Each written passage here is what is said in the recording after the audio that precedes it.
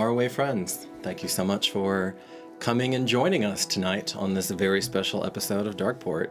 Yay! Woohoo! Yeah! It is our second roundtable, and it had always been my intention to hold these periodically, specifically at the end of the major story arcs of the Chronicle. And we have officially finished the second story arc, which was Becoming. The first was The Gathering. And I wanted to take this last slot of 2024 to reflect, to also get your candid takes as players on what the experiences have been like, that sort of thing. We also have a little bit of fun news to drop, and then Tobias. So we have producer Justin with us. Yay! Everything would not be here. In the room. If it wasn't for who is running everything from the room tonight. Yes, hey, we're just constructed chaos tonight, you know. That's right. And then we have producer Sydney over here. And I definitely want to be able to introduce you, Sydney, to the some of our faraway friends already know you, have already interacted with you, but a few. But I kind of want to make this like your official, debut, as it were. It's not canon. Nothing's lit. Talking a little bit, maybe even about your experience as a producer for our upcoming Curse of Strahd adventures, oh my gosh, which are getting taped even now. I heard it's hilarious. So, it's it's very lighthearted. It's a lighthearted comedy. It's a good rom. It's a rom-com. It's based off How to Lose a Guy in 10 Days. Strahd. Oh, yay! Thank you very much. How to Lose a Strahd. Speaking of like stalwarts, right? So Grim Reaper has been one of those like people who've just been there.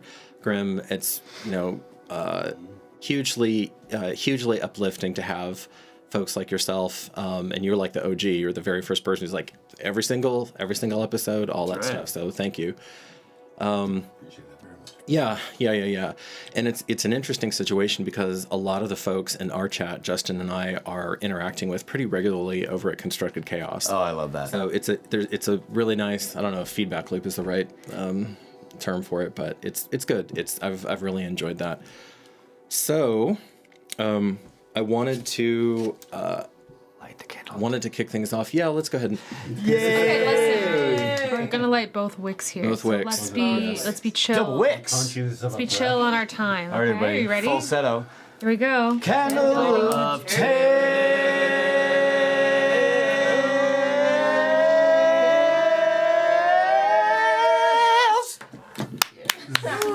The last time. Yep, that'll be the last time one for Retiring the candle. That'll be the last one for that one. Season's end. And Tatiana, I guess once when it's still liquid enough, just be careful, and you can finally scoop that dye right on out the bottom. Yeah, you have to pull it out while it's still lit, though. Speaking of Everything here at Darkeport is a challenge. Yeah, go ahead. We're all challenging ourselves. Right, it's true. What is your heat tolerance? Speaking of sponsors and holidays, we've put together some nice little gifts to send people. All you need to do is go into the link, which is part of the video, or to the community page, and fill out a form of information, which basically is your physical address and your name. And we'll be able to send you a card, and there is a high probability that a surprise gift from a potentially new sponsor will be included. So, OMG. and it's a pretty cool item. So I suggest you fill this out and get the card and potentially the cool item that we're going to be getting. Yay? Yay! Thank you for putting all that together, Corey. Yeah, Looks really nice. It's got most of the crew on it, and this is a thank you guys for supporting us and for being part of our channel, and appreciate it. And you can Photoshop yourself in there. You can. Because everyone's a part of this table. Everyone's a Even at part home. of it. So I wanted to talk about the title that I had given this story arc, Becoming, and I'm going to work in. What's that? Oh, Defiant Chaos just gifted us 5 more subs. I'll do the It's a Toby. competition now. Alright. Don't fall off of your roof, sir. Yeah. Please don't. Roof beers. You're not Santa Claus, you Oh, know. may as well Yeah. start now. You don't want to we be have- Calvin Klasick. Yeah, so Places. we have our sister stream Constructed Chaos, which I have been continuously learning from. It's been a huge journey for me as a not particularly tech interested or savvy person to being like a streaming GM and having a pretty like serious operation going on where we do all of this in person. We have a lot of practical effects like that, you know. So thank you, Alex. Thank you, Morgan. Thank you, all of the Chaos crew over there for setting such an excellent example that we can follow and still, you know, walk a parallel path. It's really been like a huge boon for us. I know, you know, Justin, you and I have talked numerous times about, you know, drawing inspiration from what they're doing and how it's been really, really helpful. So Yeah. you know, thank you for that. Absolutely. And then like a real hearty thank you to Eldritch Foundry for being with us. Yeah. You know, like Absolutely. true blue sponsors being there with us, Toby spot, I guess. having us. Yeah. And you know, not just appreciate that, but like how integral it is to having miniatures that, you know, I like somebody even as relatively inept as I am can get in there and really customize and play around with the interface. Yeah, And it's extremely user friendly, and the customization, even for our home game that we play, is amazing. What the DM has been able to do with just the suggestions of a character. well, once you get in there, like there is, if you really want to customize it and change like the poses and everything, there's a little bit of a learning curve, but it's pretty intuitive if you just play around with it's it. Marina made one There's some yesterday. really nice customizations you can dig into if you want. Yeah, if you want to go deep, Head faces and focuses and smiles. you can change the angle of the elbows and, you know, all of that stuff. So Marina made a walking chameleon. You can do anything. that's been an interesting one. I'm gonna need that story later. And another model organization that shall remain unnamed. They always mess the hands up, so I very much prefer Eldritch Foundry to the other And I'm folks. looking forward to playing around with the 3D printing stuff with the color part of it at least. Yeah, it's very That's cool. coming up soon, Yeah. and we'll have access. And That'll be nice. I'll probably going to record some of that just so that I could share with our group. Yeah, While totally. we're still on the subject of Eldritch Foundry, I want to shout out Melissa. for Oh yeah. Woo! Who's off over here? Yes, who did? She has her own camera. It's a premium subscription only if you want to get to know Melissa. Melissa's only fan. It's just our feet. Okay, Corey. Speaking of, yeah. Show you my minis. Yeah, speaking of practical effects, Melissa, you know, she's been integral to getting the Fantasy Dollhouse up, aka the Cathedral. She's been, you know, I would not have been able to run the games that I ran at Gen Con. Like, there's no way that all of that Same would have here. gotten done without, Yeah, You absolutely. ran as well, Donnie, you know, so the one you ran as well. So, I mean, you know, thank you very much, Donnie, for, you know, being there, and also super knowledgeable about all of the equipment, all the visual equipment. So that's, you know, definitely helped. And Melissa is in Curse of Strahd. Yeah. You get to see her playing chops if you didn't catch the Daggerheart beta that we did. But Buzzaloo to Straw in 10 days. It's going to be hilarious. Curse of Strahd's going to be a whole full campaign. Sunshine and rainbows. I heard it's very fun. Yeah. Maybe a couple. Teletubby themed. So I had chosen Becoming as the story arc title because I felt words are important, titles are really important. I think The Gathering was an apt description, and that was like the first 12, 13, 14. It was 14 episodes. And so this one was longer. Oh, yeah. This one was longer. Y'all have actually been on the island between Age of Tezcatli and the Becoming story arc. You've actually been on the island longer than you were in Jeramentum, Yes. experientially, you know, as players. So, and unlike the other one, I'm just going to kind of throw it out there. So whoever's, you know, feels so moved, and I may prod people who are reticent, who I know have gems, because you're all brilliant at this table. What has it meant to you as players or as characters to become what you were intended to be or what you fully are? or at least well underway. So, like for example, in Titus's situation, he's fundamentally transformed by 100%. by the time that he's on the island. That's probably where I want to start. Yeah. But all the characters, have had like significant transformational journeys. Oh yeah, and On this place. Did you have something to Yeah, add? Justin? how about we send out a raffle? Raffle, yes, let's do that. So, do you want to explain that a bit? Sure. As Corey mentioned, we are going to be giving away another code for Eldritch Foundry, and that will let you start working with their platform. And of course, as we've said many times in this channel, custom make your minis, but they're adding color for being able to do a print at this point. So that looks like a lot of fun. You'll see a commercial or a demo on that a little bit later today. But yeah, we're going to do a raffle, so by all means, please put your name in the hat and we'll draw it before the end of the session.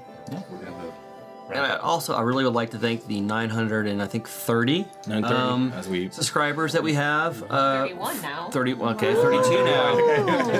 It's going up as we speak. I love it. You are definitely helping us get to 1,000. It's super important for us. It's important for us to be able to provide things for better production and all sorts of stuff. It all goes back in to the game. And just to thank you for our support. Thank you for watching. Our viewers, even if you're not subscribed, please subscribe if you would. It really would support us. It's free. And it's honestly, you are why we're here. I mean, we're here to have fun, but we're really here to produce better stories because we hope that it impacts you to become a better human. And that's one of the main themes of why we Darkeport have formed. And part of what's going around here, in a second here, I mean, I'm gonna talk about sacrifice. Merrick basically represented that big theme there. Yeah, I want to get into with you, Corey, specifically. There's some questions that I want to address. This whole age of the protagonist. Oh boy. Versus, I mean, I'm joking, but some people may find it a bit of a hot take, but we're both old school, and there's a generational divide in gaming that I wanted to at least talk about a little bit. But we've done some on After Dark, but okay. So Donnie, for sure. And your Eldritch Foundry minis, post them on the Discord. Let's see them. Let's talk about them. Oh, that's a good idea. That's a good idea. That's a good idea. I have two that Melissa, one that I've got from Eldritch Foundry, and another one that someone gifted to me that Melissa both painted, and those characters are super fun. not only that, if I get them, I can probably group them together, and Eldritch Foundry will also post them. So you'll become even more known for your mini painting. Wesa got onto Eldritch Foundry, didn't she? And so did little. No way. Wesa twice got on because there was a small section during the battle. Titus is jealous. And I found out from Eldritch Foundry that Facebook was being bad and they literally got no tagging. So they recently posted our video of the dice situation where you were trying to get the dice out.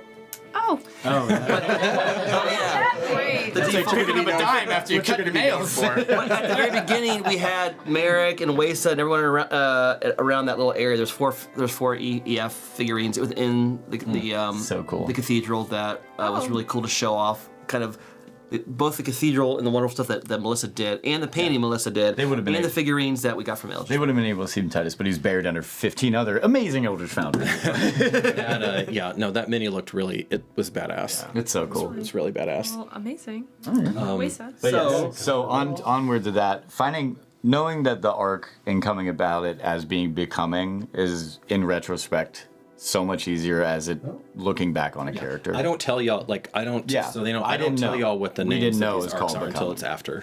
it's And finished. it makes all the sense in the world, because I think the most challenging thing for Titus when he was playing through that is he needed to have the confidence that he was already what he had to be.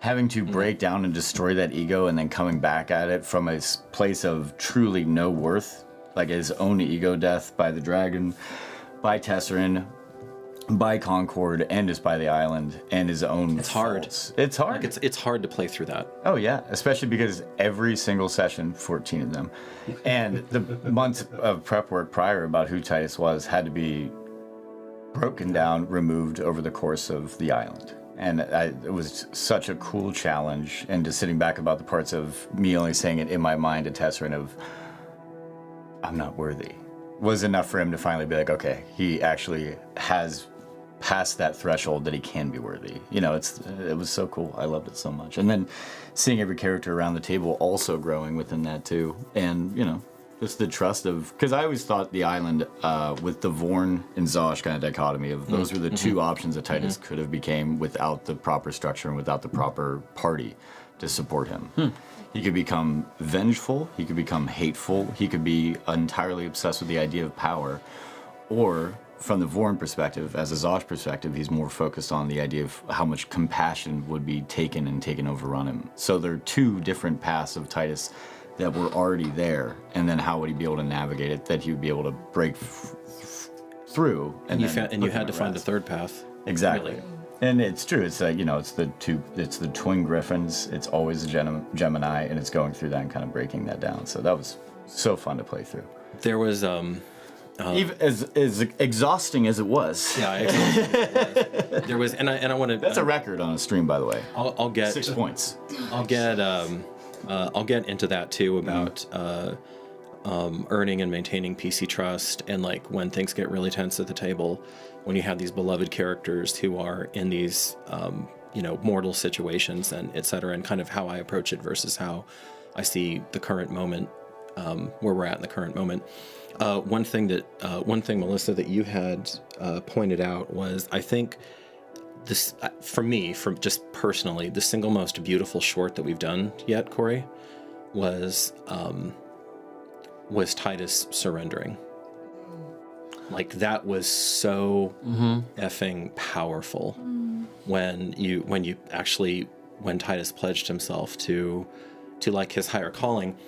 Note, this island, you guys absolutely, in the campaign flow, you absolutely could have skipped it.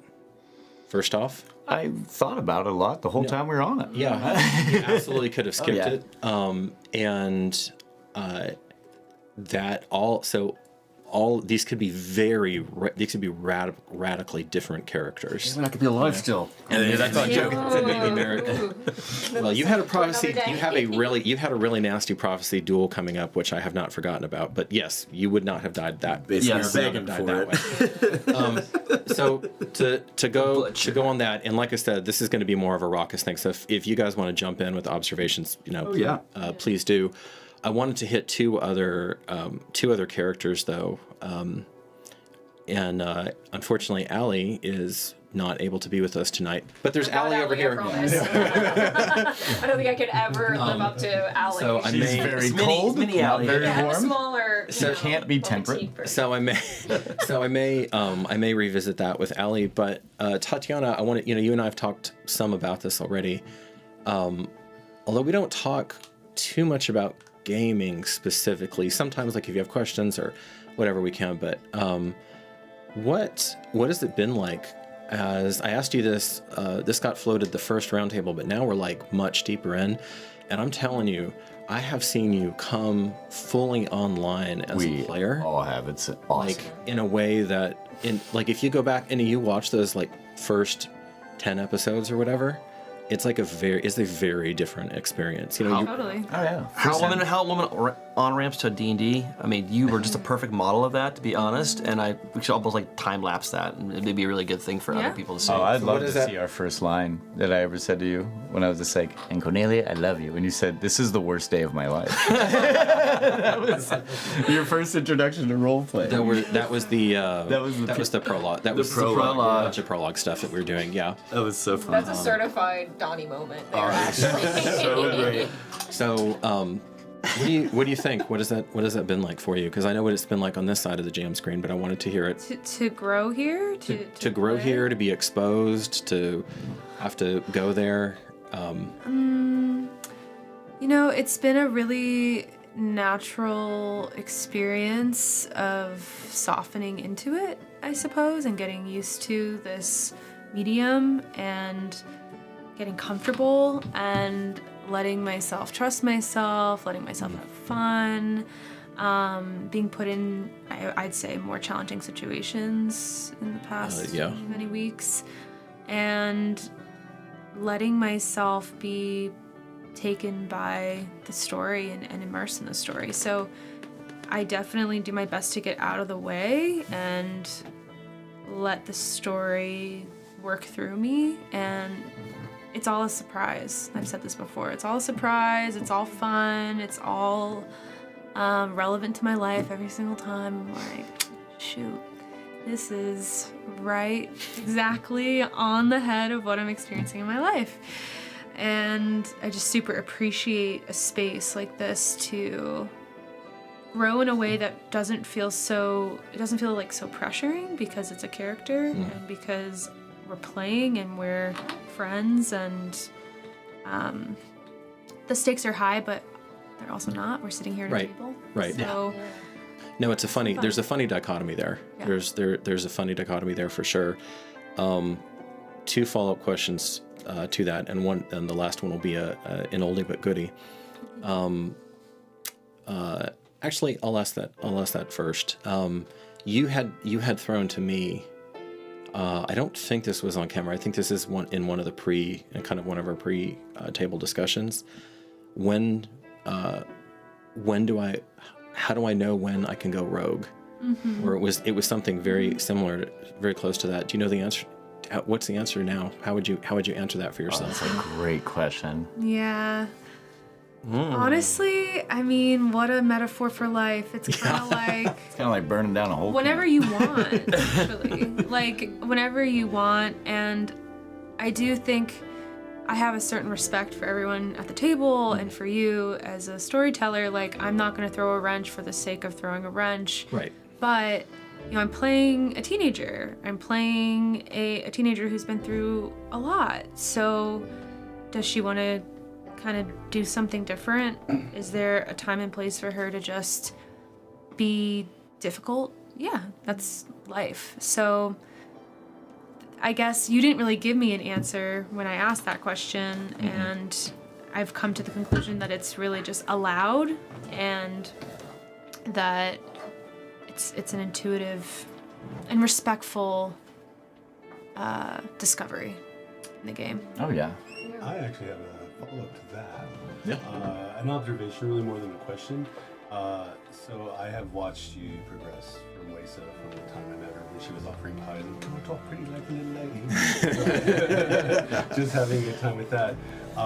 And it seemed like as soon as we hit the age of Tescotli, it kind of gave you the permission to do whatever you wanted. Yeah, You have made such a remarkable change over everything that you've done. Like, I would not have said that this was the same person that I saw a year ago. But she's evolved and grown and become bigger and larger than what she was before she came to this island. She has become more. And I was Yes, she really, has. I was really struck by that. Like, going back through some of the episodes and watching like this, not really extreme change, but really subtle and then larger changes until finally we are where we are. Yeah, and awakening those old parts of your blood. Yeah, By that was playing really through cool. them, I think is one of the coolest services for a character. Because it does, then when you see where you're from, you know where you're going. And it's just so, It was really It gives me important to me. goosebumps. It was really important to me, Donnie, to have because this is in my brain. This is not just a story about these people at these time. Yes. This is an epic tale that There's books in this world that describe could have what had been. You know, Or it did happen. Yeah. or did happen, and as as Randy is like Tuea's emissary, right? You're always kind of speculating, hypothesizing about what the plan was, what her plan was, and so fleshing out that legacy and that lineage, honestly, is like really important to understanding the whole story. Even though if you just want to have a fun time, you just want to watch a fantasy tale about people who are fighting for this beacon of hope versus not.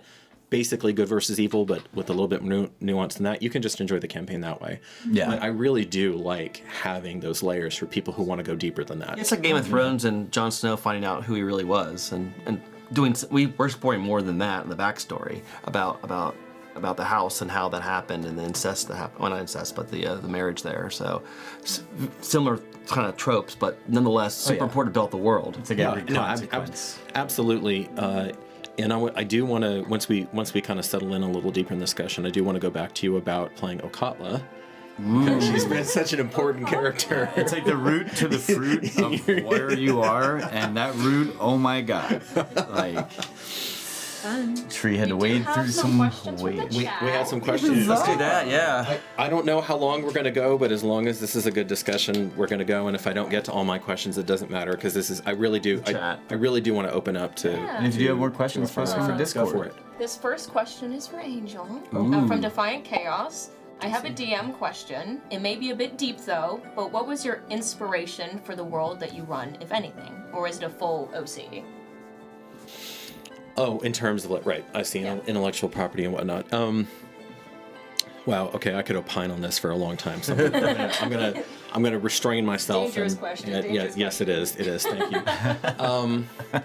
Okay, so I am an armchair historian in real life. I love history. I'm passionate about actually quite a few time periods. At this point, I joke about having a largely useless degree in history. But what it gave me ideas about times and places. Donnie, this is one of the things that you and I talked about for hours the very first time that we ever had a serious conversation. And turns out we like to talk about Rome. yeah, like a lot of guys do. But everybody. But not just like so I have I'll try to be relatively brief on this, but they're kind of two wings to this answer. So on the one hand, one of the calling cards of the campaign setting of Terra is that everything that is happening, minus the dragons and the magic and everything, but all of the sociological aspects of it and all of the political aspects of it absolutely could have happened. 100%. And imagine being real. And in fact, did have happened. Yeah. I just reskinned them. 100%. So now I might have taken, this was from 400 BC. This was from 1443 AD, or I guess it's common era CE now. From over from the Middle East. Like there was a whole mashup there, but I guess this is okay to say, like part of the Eurolit culture, for example, that Waisa came from, even though it's only half of her blood heritage, but her cultural heritage is fully Eurolit up to that point. Like I really did blend, even though they have a Mayan affect or an Aztec affect, I also blended in a lot of Tokugawa Japan into there as well. Not 100%, but there's like definitely a strong influence, and so they feel different to me when I'm playing those characters. They do not feel like any of the other civilizations in the Riverlands, that y'all are dealing I with. see a lot of inspiration that you take from those, like looking back and seeing the different cultural elements you bring in, and Absolutely. a lot of the wording as well. Like reading a lot of the recaps, I see a lot of the roots of different names. Yeah, no, they're there even in the very first, at the end of the very first episode, which is, I guess now I have to be careful because episode 1, because we now have an episode 0 out. Yeah. But at the end of episode 1, I talked about a pomerium, which is the ceremonial and spiritual boundary of ancient Roman cities. And that exists in Terra because these people are very aware of things like dignitas, also a Roman word, etc. So the old empire is not the Romans 1-to-1. There's a lot of Byzantium in there. There's a little bit of taxation and stuff. There's a little bit of that, a little bit of American Revolution, and a little bit of Carolingian Renaissance. Like there's many different elements in there, but and there's the real world Iraq untold stories that are weaved in at places, right? There is. I think that's the second lane. Kind of, yeah. So there is definitely my approach to, like, my own personal story and my approach to war, and trying to make sure that always comes across. So it's one of the reasons why these characters get put through the effing ringer. And it's one of these reasons why at the very beginning of this campaign, I told you all, I don't expect all of these characters to survive. And That's comforting. because this is a war story. Yeah. Not everybody comes home. I know that from personal experience. To me, that's kind of the intersection that I like to sit at in terms of taking inspiration from real life, molding in a way that is conducive to the story that I want to tell, and then informing it with my own personal experiences. So I think that's a good... And I think your structure of, like, the environments of those cultures that you take from are so vivid because you are putting your own personal experiences within that frame.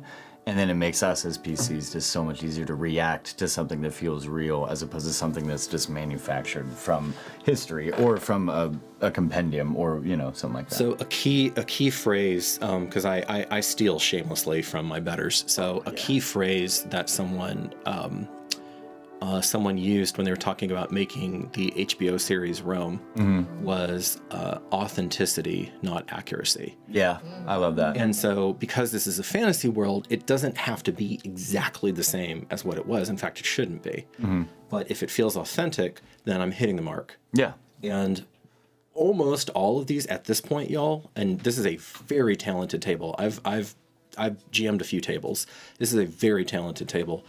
Almost all of the interactions that we have feel like they could have happened. Absolutely. In a different time, in a different place. They really do. Like, these feel like real people now. And I don't know exactly. It was quick. Donnie, you had a very strong up to bat at the beginning. So it was quick. And different characters came in and felt at different places as the story went on. But by the end of the becoming arc, these all feel like people now to me. 100%. Now we're in the winning arc. Because even when Titus, it's true. It's like I'm just joking. I have no idea what you're in the now you're in the deal with the god awful politics, corruption, and try not to get turns crushed. out all my prep work. Crushed by the right. You're sort of reading my mind. We have to give a little bit of credit to some of our history of like World of Darkness kind of contributing maybe some of the thought. Obviously they got the real world history, but as far as like politics go, we'll figure this out in a second here. But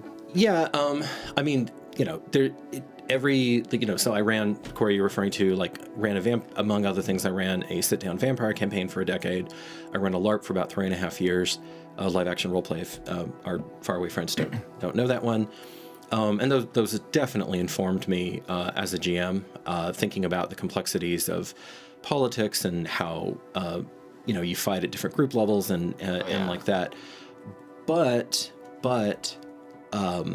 one thing, and I love vampires, Vampire the Masquerade. One thing that I didn't like about it is they did feel a little too removed. Okay. And I because they could get blown up and they'd be okay. Yeah. Unless they just got fragged immediately, they would recover from everything. I really like. They're really, really hard to kill. I really like that. Even though these characters are incredibly powerful and competent, they're mortal.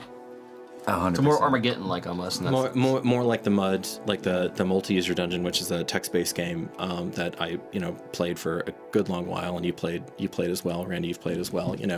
So it's definitely been around the table. Yeah. And going off of that, actually. Yes. Yeah, go for it. About how the characters feel real. Zach asked a question. This might include you, Donnie, because it does have to do with our friend Grip. I was about to. Not here. I have a question for Angel. Is there an obvious tension? Oh, there is an obvious tension at the table between Grip and Titus. And while you don't need to force characters to get along, people who don't always get along, but how do you get them to get along? I really wanted to talk about this because I see kind of how Toby is a master player. He's absolutely incredible, and doing with the art of beginning of how Titus could have been the angry Vorn or the forgetful Zosh. Right.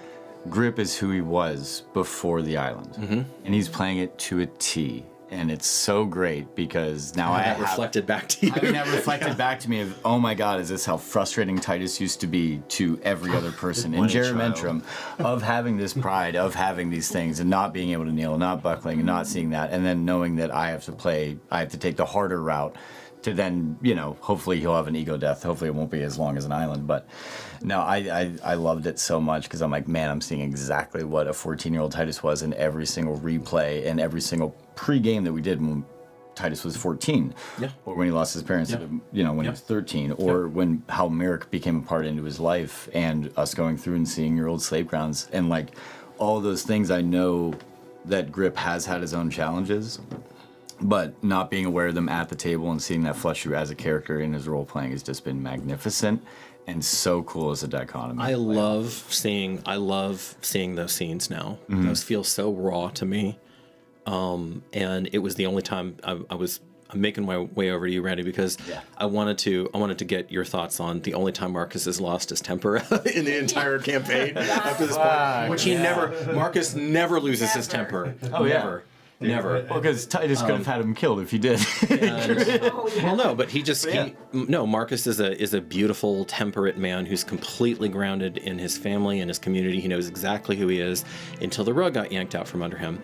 But no, I love those. And Zach, to answer your question directly, the short but I think on point answer to this would be, as a GM, make sure that the forces that are bringing your fellowship or your party together are greater than the forces that would tear them apart. 100%. So they don't have to like each other, but at the beginning they have to need each other. Yes. Curse of Strahd that we're playing through right now is a perfect example of that.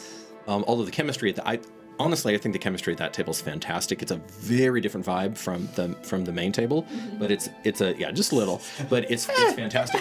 But That's much. part of the genius of that adventure is that you don't have to like each other, but guess what? You're strangers in a strange land together. And if you don't cooperate, none of you are getting home. And it's like very evident right off the bat. So you can squabble, you can whatever, but the more you backstab, the more you fight and disrupt each other, you're just degrading your chances of getting home. Yeah, it's the conscription. The darker version of Gilligan's Island. Kind of. Sorry, dating myself. No, I kind of thought that too. I kind of thought that too, Corey. Did we have another one? A 4-hour Okay, island. right, we're current. But no, I think it's the same metaphor as like the conscription. Is that like every single person is pulled from a different level, and I know that this has been experienced in every single major conflict throughout all of human history, is that it doesn't matter if you're from this town or that town, you don't have to get along, you can be a different color, a different race, but at the same time you have to rely on each other. And having that kind of pride and having those people's pride clashing still makes it more stronger, because then it becomes a more cohesive unit. Because being able to be from different backgrounds is ultimately what makes that force the greater good. That is the American argument. Oh yeah. That is the American argument. Not all societies do that.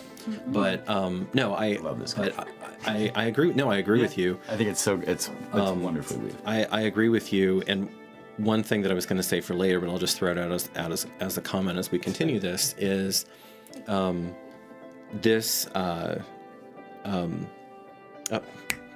squirrel. Lost my train of thought. It's right there though. It'll come back. Okay. Where is it? No. We did. Okay. I'm the gold It's digger at the table. It's a fine. silly one. So, we have a question. One Okay. more question, I think. Okay. Again from Defiant Chaos, you did see this, Brandy.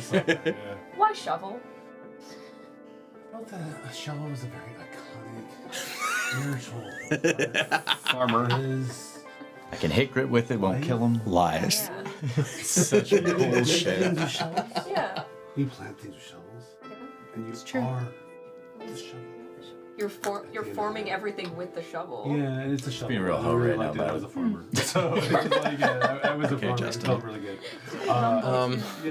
Very humble. They're being real hoe about it. So, Moment. Yeah. So Randy, it's no surprise, you are a very strong player. You come at games from a lot of different angles. You think strategically, you think tactically. It's damn impressive. What has it been like? It has been at times overwhelming. Because I'm coming from a very uneducated person, and seeing things that he's just now getting a vocabulary for. So it's really been a struggle to keep it in bounds, but still show and highlight what he's interested in. Right now, it's just like everything is important, and we get caught up in this moment to moment of our lives because that's what people do, you know. But at the end of the day, my family's so important to me that I have to keep that eye on that long-term plan. And it's a little scary at times. Like, it's been a little scary at times. Because when Katrin left, I was kind of angling my character to be like a nice foil for her. Like, we could talk, we could discuss. It had just things. started. And It had just started. Yep. right? And then when she left, everybody was going through their own becoming and changing thing at this island. But part of that was me as well. Yeah. Why did you kneecap yourself mechanically? You explain to the audience what I'm referring to. That you didn't even know you didn't even know what you were. Because part of the game, the joy of D&D, and and specifically Angel's Worlds, has always been the discovery process of it. Yeah. Like when we played Vampire, I was embraced newly into the world, so I was literally learning it from step one on up. It was some of the best RP that we'd had at the beginning. That was just really soulful. I wanted to capture that same feeling because it had been so long since we gamed together, you know. And I just wanted to explore your world in an organic way that didn't feel like I was just going to the book and, oh my gosh, I can do that? Crazy talk. No one ever likes a cheat, okay? Always have our little things that we want to be surprised about. We're almost there. We're almost there. I hope not. I kind of like where they're at. We're almost there. You're looking at like, this is like 4 weeks ago would have been useful. I really don't want to date you anymore. I can't have anymore. I would say ultimately, though, it's been a gratifying experience as a player because this is a character I couldn't have played 20 years ago. This is a character I couldn't have even played 10 years ago, right? But my own life and my experiences has broadened my understanding of the character. It has given me a way of playing it. I have a question on that, too. Go ahead. I'll get right back to you. I want to say here, for the record, taped, official, live, all that stuff. Randy, I told you that I thought that you had a chance of becoming an iconic cleric in the actual space play. And I stand by that. I think, especially episode 25, Bend the Knee, I believe that is the strongest role play I've ever seen in 4 decades of GMing. Yes. And I have been at the table with some genius players. I think in that moment you were better than all of them. I appreciate that. Thank you. Single-handedly saved the party. That was going to be a party wipe. You showed how a cleric 100%. can really mean And they a lot. showed how, and that's the thing, Corey, is he didn't do it by beating ass. He did it by finding Support. literally the one pathway that there was for survival. The one pathway, at least for the ones who had already gone down. Merrick and Jason might have been able to, because you were already doing the. But away. basically, the group would have been done. 100%. The group would have been done, and then you transformed, and the promise of that is coming out when, like, there was, in my mind, I'm always running probability of what's going to happen. I believe I've said this on screen before, and if I haven't, I want to say it now. Avad was done. Mm-hmm. He was going to go in for a miserable execution and end and tortured to death, and you would see some of what would happen with Jason. Was going to happen to Jason was going to happen to Avad, but Avad knew that, so that's why he was like in mortal terror in that scene. And although Tobias Capio was actually giving you good advice from like a pragmatic standpoint, it was one of those times where the moral call to action was so powerful, and it reminded me of that very first episode, Donnie, where you're dealing with, you know, the locals, basically the local leadership. And part of this story is about the moral imperative that these characters, who have to maintain a certain level, actually a pretty high level of heroism, like for them to win, because you're not going to beat Leptis Regium through beating their ass. Yeah. You're outnumbered 50 plus to 1. Doing what was right is worth sacrificing what is everything. I was so scared that we were going to get into another like combat, and you were going to die. I mean, if that went that way. Like, I can remember because I went back and watched that scene again, and after I looked at Capio, I had to look at everybody. I'm just like, am I gonna do that? And Tatiana, that was him going rogue. Mm-hmm. That was him absolutely going rogue, because I knew the scene that I was going to play out. I was already like, hey, how am I going to describe this? What are the smells going to be? What are the, how much of this do I want to do on screen? How much of this am I going to just like, okay, you guys get the idea. We can move on. So well done. Seriously, well done. That was really impressive. That was the session that all of us in the control room started doing WWMD. So anything Marcus would do, just do that. Yeah. So Corey, I want to. This is not going to be the end of this discussion, but I just want to, instead of just alluding to it, I do want to officially kind of start this, and maybe you and I and some older, some of the old guard, want to have like a serious discussion about this, about how gaming has morphed while we've been doing it, Yep. But specifically, I want to hone in on the episode where Merrick fell. Okay. And so obviously there's just this massive, sprawling, chaotic, desperate battle that was going had a very different character than the last story climax and massive battle, where it was really swaying in the breeze. And it was much more flexible because you could be outside, you could be inside, you had set the terms of engagement much more than you did the first time, yada, yada, yada. You weren't at a fixed position, all of these things.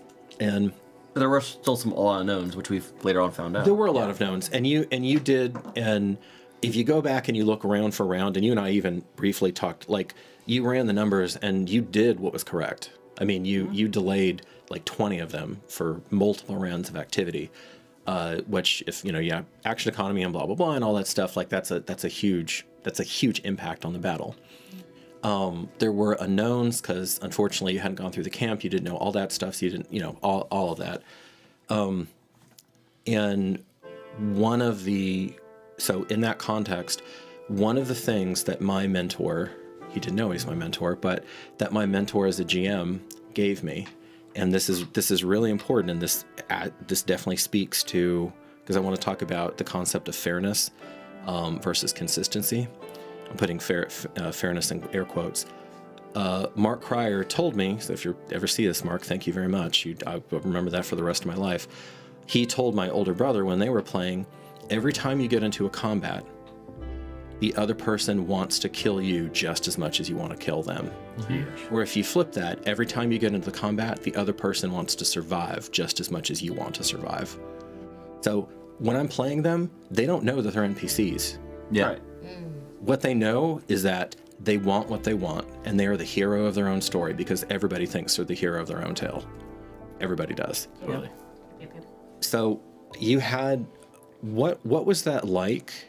And then specifically how there was this moment of just, I thought, incredible graciousness from you as a player, where you could have noped out, and a lot of tables would do this. And I've even seen like actual play tables where people just leave when their characters get destroyed. But you made a conscious decision not to.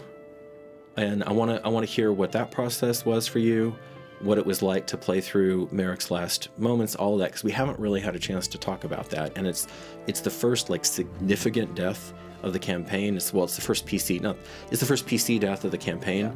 Yeah. And you set a very high like bar for conduct, both for the character and also for the player. And so I want to thank you for that too, because that could have been much. Yeah, we all. It's a precedent. It's the precedent for it. Thank you. So yeah, to expound on that some. Part of it is, the intent of the characters is to do a collaborative story. And it's all about the story and the journey. And sometimes the destination ends early or in a different direction. But as long as it's meaningful and purposeful, and you've done everything possible to enhance that. In this case, Merrick did everything possible in his capabilities to ensure the party lived and survived. And he did not know that Borealis was necessarily behind that door and he was going to be #1 target. As soon as he came in, he knew that would be a problem. And so when you're playing characters, in my mind, and part of this is my experience with LARP, and I've been doing it for a little bit here. Some characters make it to the end, some don't. And it's a good story, though. It's a good death. 100%. And you make it a good story and a good death. And you play out the character to its true intent and purpose. You yourself don't deviate from your nature, your demeanor, because you want to save your character. Or you hold back and hide, even though you're more of an aggressive. That's really important, Corey. So it's really about understanding the mindset of the character and doing what the character would do, even though you know that it's probably going to lead to some bad decisions, or not bad decisions, but bad outcomes. Yeah. And I don't even see bad outcomes. They're just outcomes that end the story early. Yeah. I shouldn't have been surprised, but I was surprised about the opportunity to do a couple times. For Merrick to have his last soliloquy, and then both immediately as well as helping, which I think maliciously, and that had to do with this partly we talked about this, spending the fate point. You had spent a fate point. Otherwise, Nelisha might be dead, and Merrick may not have somehow still survived to be able to. Or Nelisha might be the only one alive. Or that's true. That would be. It was looking like she was going to polish Marcus off in her frenzy. That was Yeah. bad. That was It was really bad. Yeah. Hey, thanks. But I love it too because I think with even how you played Merrick is the only thing that he would have regretted, and how you played him is I know that you're like, shit, I could have saved a little more, and I think that was so true to his character and how you played him that it was just fucking amazing. he was going to sacrifice himself always, whether it was Titus or Metellus or Titus, all the way up to Invictus. He was always there, supporting, ensuring that the dream existed. I was in the process of trying to transition from what I thought was my nature, the soul path, from supporting the dream to supporting freedom. And there's a lot of reasons for that, because freedom is a broader subject. And really, he had some desires, for example, to go back to the Shires, because he saw where there are a lot of freedom there. And he's like, why the heck did Granny bring me here? And why? And we knew that we followed her for a reason, because there was a purpose, and we respect her. And there's a whole thing around that Kithki culture. But he never had a chance. He was going to actually ask Granny Dushan if he had a chance on why they came and played with these Dyrathi. The Dyrathi, from the Kithki perspective, are just they're all about war and wildness, and they're like, why are they doing this? They're silly people. Yeah. They're actually engaging in a war. Why can't you just live happily together in society and support each other? So if you go to the Shires, you get more of that mentality, unless they get attacked by orcs. But in general, they're very much like Japan, where they were just very defensive. That can happen. Yeah. Unless the orcs burn down the whole town, Which happens too, right? Yeah. But as far as handling the death, Question for Ori. okay. Yeah. And you made a decision. to stay at the table. But go ahead and get the. Thank you. I'll touch on that too. Yeah. You want to read? It's kind of going off of, now that obviously Merrick is an integral part of the original Fellowship and will definitely be missed, as Zach has said. Are you planning on having Khalid be like the fill in that gap, or what are your thoughts on tall. Khalid right now? He's far too tall. This is Zach's question. Yes. Oh, question. Okay. Thank you, Zach.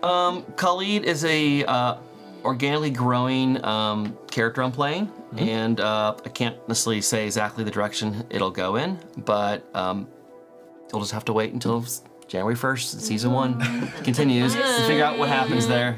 Wow.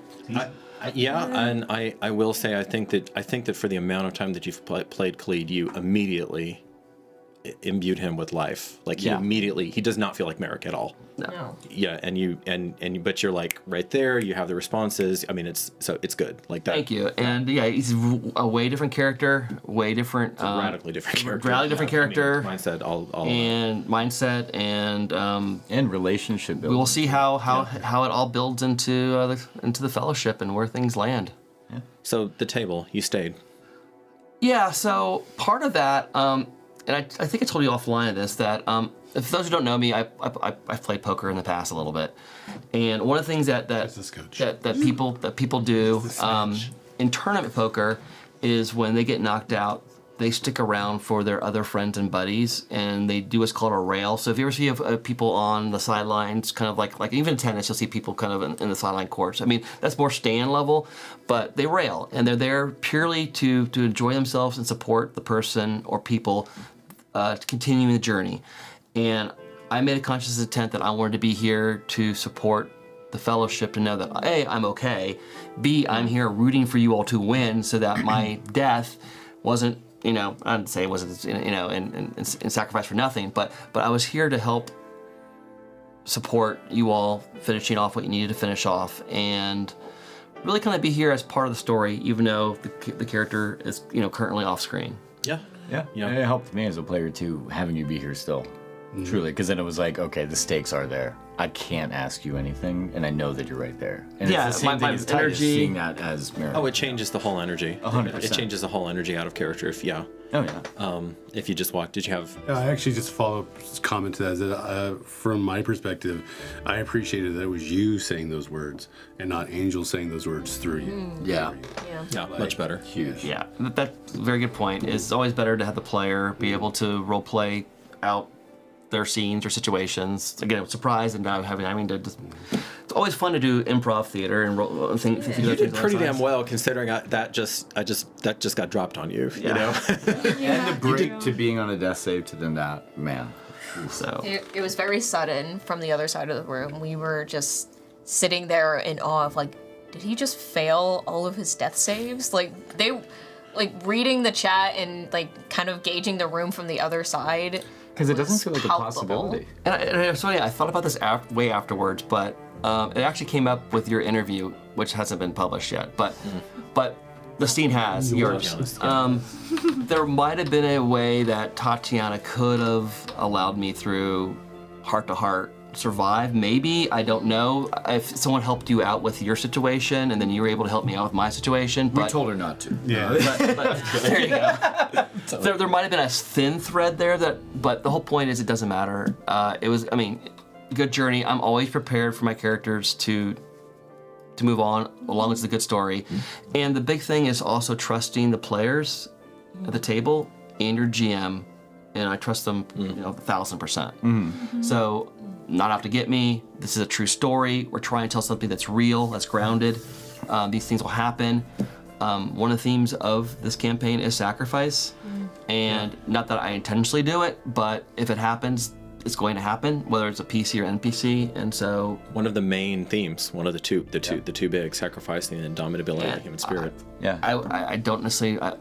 There could be a potential, like right away already. There could be a potential unfortunately another situation where in war there are things that happen, and there potentially could be other deaths. Yeah, and service to the story too is that for his movements and him truly acting within his soul's path prevented all of us from dying at one time because of one decision of saving one person.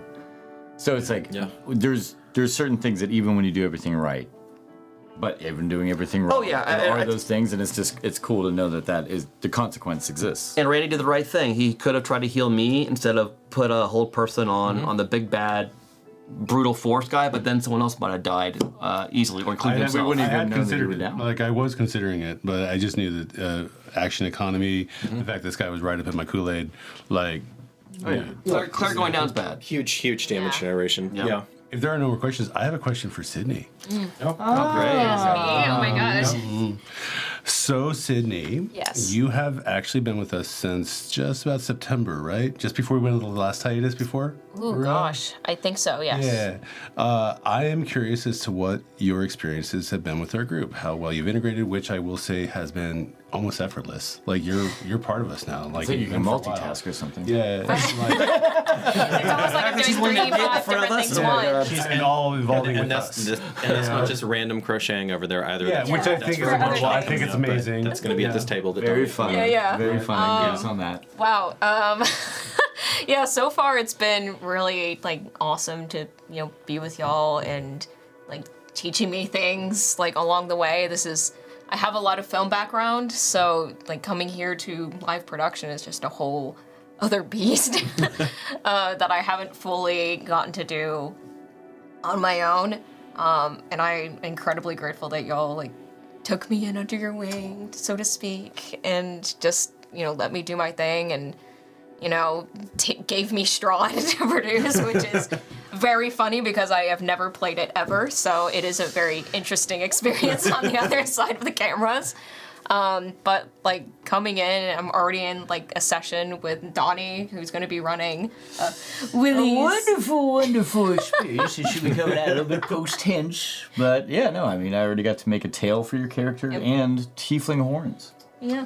So that's I'm going to very be playing a concertina. It's going to be great. That's awesome. And you thought I didn't have one. That's the best I part know. of that I was surprised. We're all sitting I said, around. "Oh yeah, let's do like I'm thinking of like a concertina. I'm gonna do a jester." And he's like, "Hold on a minute." Goes out, brings out this whole concertina out of nowhere. You said accordion, and there was 4 other people there that were like, did you already tell her? No way. And everyone's eyes rolled in unison as I left the room to go and get a matching concertina color. to your Because character. obviously my color is going to be pink. To follow up on that, Sydney. Yeah. What has surprised you the most? How much I love doing this. Really? Wow. Okay. That's wonderful to hear. I like a lot of the live production stuff. I I was taking a few classes in college, but COVID hit when that was going on. That little thing. Yeah, that whole thing about, being What was that? yeah, What happened? that whole thing in 2020. Yeah, we don't know. What was that? But yeah, I had a few college classes. We were doing like a lot of work with the switcher and directing a live show, live recording, and I was about to run one as a director, and yeah, that part was history. But I'm glad that I got to experiment with this and have that chance to have a little fun. I love D&D, and this was kind of a happy marriage of the two. Well, we were incredibly lucky to find you. Yeah, absolutely. And we are. Guys, don't, I'm nervous. No, you have certainly earned your place, and Justin's hair is growing back. as you as you and I collaborate on producing and storytelling, respectively, Curse of Strahd, I have loved how enormously creative and honestly thoughtful you are too. Like when you don't just like when you're giving me your perspective and even your vision for it, like it is a well considered vision. So I even if we disagree on it, like I still I always know that there's going to be like that it's like nope, she's really thought this through. So yeah, no, I appreciate that like deeply working with you. Thank you. And I think GM to GM, we definitely have a very interesting vision. Yeah. Really agreed upon and want to hone in on that gothic theme. And Well, and you're teaching me French art terms, so hey, There you go, nice. Italian. I love words. I love words. I love fun. Is it making a fox pause with you after? I love tasting. Vocabulary is very small, I have a lot of art history stuff under my belt. No, it's beautiful. Which is it's beautiful. Shout out to my mom. Mom, It's regular Dad, if brain you're banter. watching. And yeah, the last thing I'll say on that is just also on something that can be as potentially as sensitive and difficult as Curse of Strahd. I'm really glad that I have your touch on it, and just like you're a great like sanity check and all that. So yeah, thank you for doing that, baby. Really appreciate that. I'm very Question grateful. 2. Yeah, go for Justin. I was gonna ask you too, yeah. Justin! I'm gonna follow up with a question for Justin. All right. Yeah. I'm very excited to see you be on the table outside Yeah. the Daggerheart for Yes. the Strahd. I want you to tell us a little bit about your experience from moving away from the. Oh, I'm sorry. You're the only sorry. Randy wanted good questions here. Justin, Randy wanted to ask you. Yeah. Okay. Apparently. Correct yourself, put it in chat. Yeah. What are your fears, expectations, wants, lists, kind of feeling of moving away from behind the camera to then being on camera, and what will be the number one thing that you feel like you'll take from the background production to them being in the production? Gotcha. First off, it's very meta to be like establishing my own shots. Entering my own shots. And zoom in on my good Again, side. Wait. Let me do some B-roll right now. While we're at it. Yeah. I honestly, man, when I, boy, it was a weird feeling to kind of like not play anymore. Yeah. I have played. Yeah, I mean, I've played with Angels since we were 17, and it was tough, man. I hadn't actually not gamed ever really until then, until basically we started this. I mean, even a smidgen of stuff happened during COVID. Online. Oh yeah. So it was tough, but it's one of those things where I kind of felt like I wanted to be part of the vision and get this kind of up and running and see where it could go. I see you recording me, Corey. That's very. Do it. It's like a bunch of mirrors as you see this. No, Now I have to edit and cut now. Thank you. I actually really love being at this table. I mean, its energy is great. It feels great to be kind of sitting back here and kind of like, being back at the table and being able to like contribute again. And I don't know, like it's great. I would feel like it'd be a little more stressful, but I've been kind of chomping at the bit for so long, it sort of overrides any fear I think I might have had. I love that. Yeah. And Durgan is such a really fascinating character, I love that. especially I love that character. surrounded by a bunch of really shitty people that have like the one, like, I'm just a good guy, One guys. clear good guy. Yeah. Can we not kill each other and kill other people? Thanks. He's playing the party cleric, if that helps at all, and he's quite a cleric, so it's. I love that. Yeah, it's good. And I'm psyched to see you more on I the love table. that. I love that he can be both really good and surly, though. So it's kind of. yeah. I kind of. Oh, it's I look perfect. forward to being able to. Let me help you, you piece of shit. There's some, So surly. I love that. I already see that yes. we're not gonna get through. I saw that Wesa overcame a challenge. fine. She was able to get her 4-sided die out, finally. Oh, did you? Yeah. She had it hidden from us so we wouldn't know. There you go. The reveal. like It's a a true dream. priestess of the She's year. like sneaky. Oh. So I want to get in our own Tobias. Sent us 4 questions. The Tobinator sent us 4 different questions, and I want to start with Tatiana's. Yay. So he writes, Tatiana, you have expertly portrayed a paragon of poise in the face of tragedy after tragedy. Paragon of poise. Wow. How are you reckoning with the weight of loss Wesa faces? How does it feel being pushed by a strange dragon boy who thinks his pain is worse than yours? And his accelerated articulation is always elevated around the table. Amazing wording. Toby's really smart. I love it. He downplays it, but he's really smart. We question. see you, Tobias. We love you, Toby. Yes. Yeah, there you go. From far away, friends. I just want to thank you, Toby. You rock.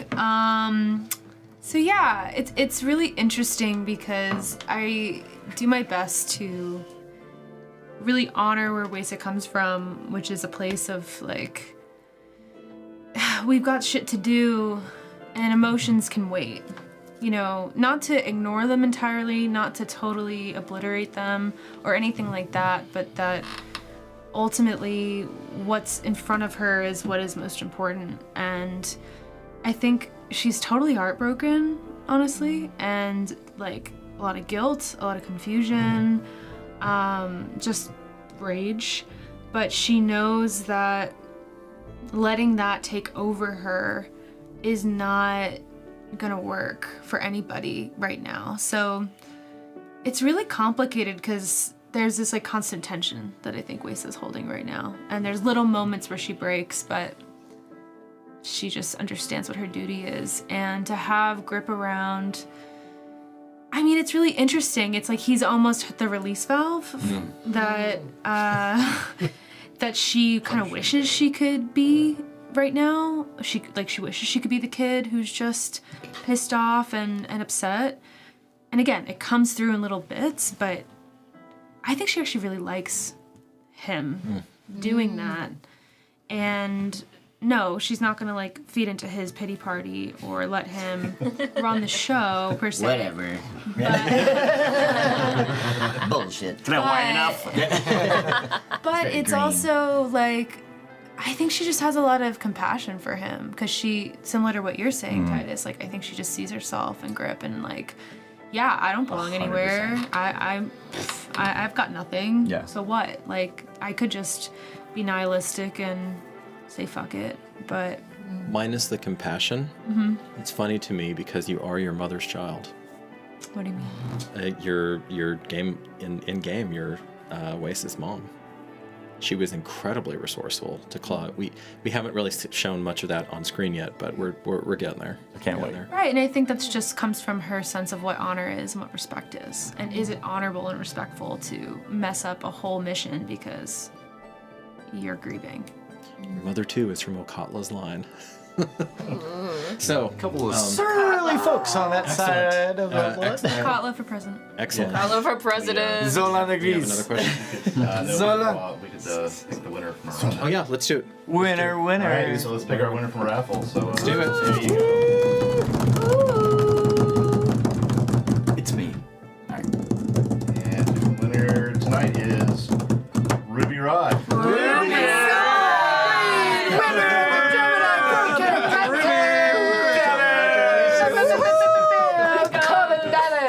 Obviously, we're a little sillier around the table tonight than we normally are. I do have to say, that's actually one thing to probably say that maybe doesn't get asked or come up, but I think people watch this game and it's kind of dour sometimes, a lot of times, and people are very. It's a sober game. But honestly, like people sort of like yuck it up and hug each other and kind of go crazy, and I mean we get silly with the B-roll stuff, and then they come in here and get very serious. So it is not the nature of this crowd, from my experience. Never. Everybody is like that. Everyone's actually really happy to kind of be around each other, and like everyone's super happy to like be here on Tuesdays to kind of see each other. I think. Oh, yeah. Traffic maybe withstanding. But, Oh yeah, I'm a silly goose all of the Are time. we allowed to ask anybody in the 24/7. room questions or just here at the table? Well, Melissa's not on. She's not on camera, but if you want to ask I her. would love to ask Melissa a question. And I will switch seats with her so she can answer. Okay, do it. Tag in. I can't never not be on camera. Always gotta be on camera. Oh, he's been Gen Con, you're behind camera, baby. Right? Chat's going. First of all, Ruby Rod, yay for the whole multi-pass comment. Multi-pass. I'd be cracking up in the corner. Cool, man. So, Melissa, you have been with us about a year and a half, a little bit longer think now. so. Yeah. Well, technically, longer than she was that. our first fan. She was our first so fan. As soon as I walked in First to fan. have a camera question, I get she that. was with us. I still have her card. Yeah, I literally worked at the camera store, and they were like, "So we want to 2 start this years. YouTube channel, and we need cameras, and it's about D&D." And I was like, "Yes." Tell me more. Oh, that's And then so sweet. that was the moment that we realized that Melissa knew more about everything that we were doing than we did. So, literally the gear, the actual culture, everything. No, that's. Yeah, I think that that's true. was you two coming in the store, I think or one of you. It was Corey and first, Justin. and then I he came in separate because obviously. Yeah, and then you were like, "I need my technical dude," and then I met you. Just like that. Yeah, that was fun. just like that. Yeah. So, I was curious as to some of the experience that you had, how your life has changed basically through knowing us for as long as you have, and you're part of so many different projects for so many different parts of us, you know, from your own storytelling, like DMing, to playing in games with like us, I mean, everything, painting all of our minis, like doing the cameras. You've been Mel X on the board for as long as we've had the board, and this is like, and this might be the first time anybody really got a chance to know you, so please tell us a little about you, like what's been going on. Honestly, I mean, I was really excited whenever I heard about this, and especially intrigued with a GM who's also a veteran. My dad was 20 years Navy, so hearing that, I was instantly like, what do you need? And so for me, it was really easy to connect to what you guys were doing, and it was just vibe, and it was how you were coming across and how you were describing what you wanted to create. And I had actually been a part of a group of friends who had played D&D. They were the people who taught me D&D. And we decided we were going to do a little media company. And it ended up not succeeding. And the group kind of broke up. And so, and I've been kind of like keeping an eye on opportunities for stuff like that, because not only would that just be amazing, but my skills can plug into a group like that pretty well. Absolutely. And I just needed the right people. So I've already met some groups of people, and I'm like, this isn't going anywhere. But I met you guys, and you guys had a business person. You had a GM who thinks like a writer, honestly. And that was one of the things I noticed. You've got a technical person. Like, you had all the things, the recipe for success, as well as the heart to be the ones to do it. So when I saw this magical combination, I was like, I have to be a part of this. I have to jump in and support you guys in fill in whatever hole that I can, because you're a great group of people trying to do something really cool and something I've wanted to be a part of and do. Oh, Melissa, you're almost So- gonna get me. That's my overall answer. And then yeah, you know, I'm here running chat or keeping an eye on that, helping with whatever I can, coming in and adjusting cameras because I know about those.